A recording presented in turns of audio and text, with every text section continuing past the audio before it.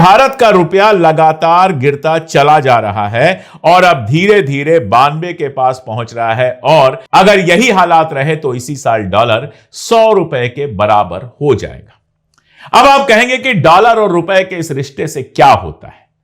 सबसे आसान अल्फाज में मैं बताऊं कि महंगाई बढ़ जाती है। जैसे दुनिया का सारा व्यापार अभी भी डॉलर में होता है, आप जहां से जो भी सामान खरीदते हैं डॉलर में खरीदते हैं। अब आपको एकदम आसान से एग्जांपल से मैं समझाता हूं कि खेल कैसे होता है। मान लीजिए आपने किसी भी मुल्क से, चाइना से, कहीं से भी अपना सामान कुछ मंगवाया, वहां से इंपोर्ट किया आपने। आप जानते हैं हमारे यहां बहुत सारी चीजें बाहर से मंगवाई जाती हैं।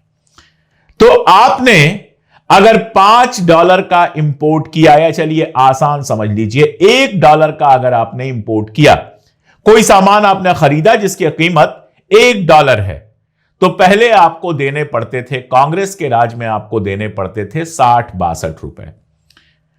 उसके बाद आपको 70-80 और अब आपको 90 रुपए देने पड़ेंगे।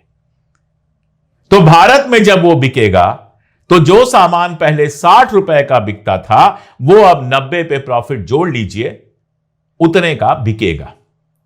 यानी बाजार के अंदर महंगाई बढ़ जाएगी। और उल्टा क्या होगा? आप जो सामान बेच रहे थे, जिस सामान का आपको पहले $1 मिलता था, अब $1 से कम मिलेगा। तो आपकी इनकम घटती चली जाएगी और आपके पास जो डॉलर रिजर्व है वो भी घटता चला जाएगा। देश की इकॉनमी धीरे धीरे नुकसान की तरफ जाएगी। ये मोटा मोटा है, बाकी अर्थशास्त्र इसका समझाने के लिए और डिटेल में समझा जा सकता है। इन सब चीजों का मतलब क्या हुआ? अभी एक बड़े अर्थशास्त्री ने निर्मला सीतारमण को एक चिट्ठी लिखी थी, पब्लिकली चिट्ठी लिखी थी, जो टाइम्स ऑफ इंडिया में पब्लिश हुई थी। रिजर्व बैंक के एक्स गवर्नर हैं, उन्होंने यह चिट्ठी लिखी थी। उस चिट्ठी में बहुत साफ समझ में आ रहा था कि इंडियन इकॉनमी को किस तरह से तबाह किया जा रहा है।